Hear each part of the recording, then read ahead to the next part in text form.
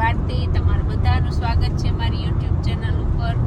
તો હજી તો ગઈકાલે રાતે અમે હોલિડેમાંથી આવ્યા અને આજે સવારે વેડિંગ અને એક બીજી પૂજા માટે જવાનું હતું.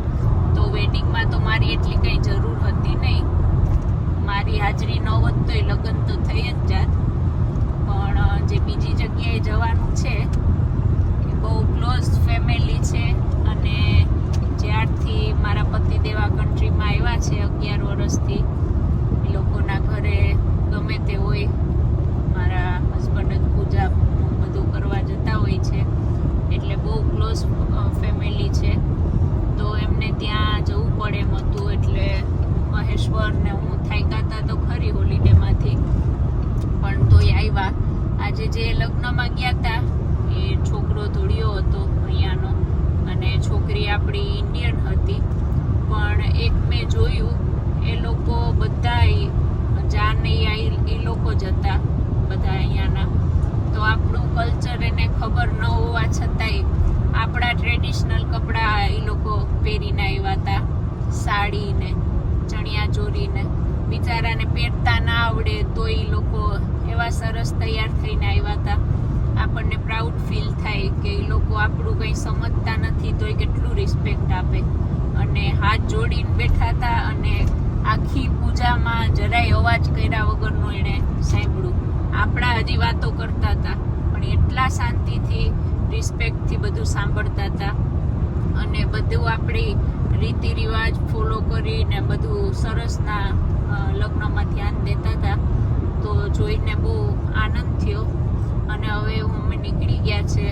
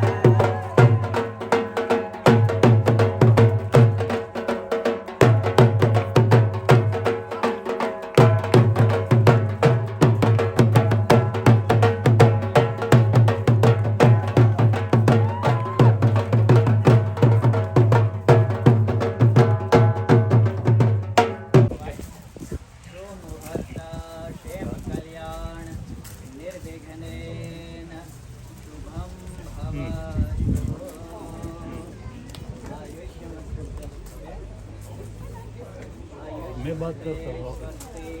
ओके.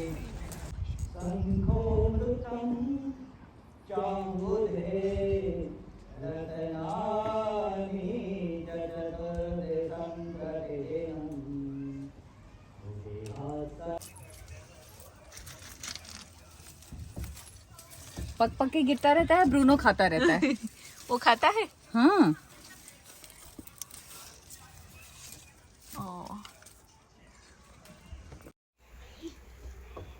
લમ તોડું, ચાલો લમ ખાવા. લમ માટે તો ક્યાં ક્યાં ચડું છું. ऑटो ले लिए पंडित जी भारती जी का. पढ़ते नहीं, तोड़ते हुए मैं वीडियो ही ले रहा हूँ.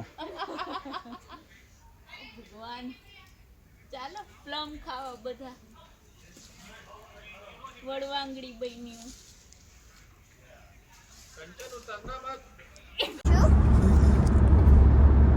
જય શ્રી કૃષ્ણ દાદા, હું છું મહેશ ભાઈ, તમારા બધાનું સ્વાગત છે. બોલ હવે. મહેશ્વરભાઈએ એની સ્પીચથી ચાલુ કરી, બે શબ્દ બોલ્યા મહેશ્વરભાઈએ. મહેશ્વર હવે મને એમ કહે કે હું ચાલુ કરું.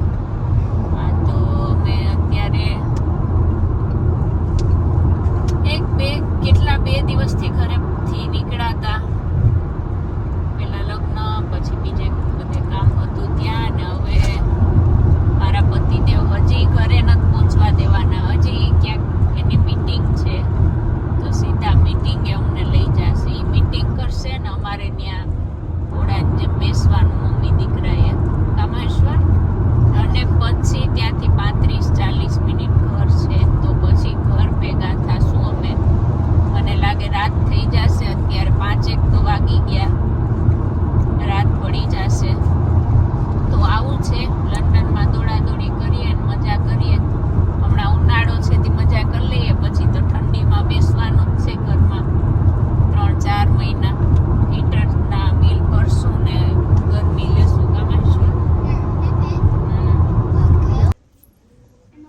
મહેશ્વરભાઈ આવીને એની ડ્યુટી ઉપર લાગી ગયા.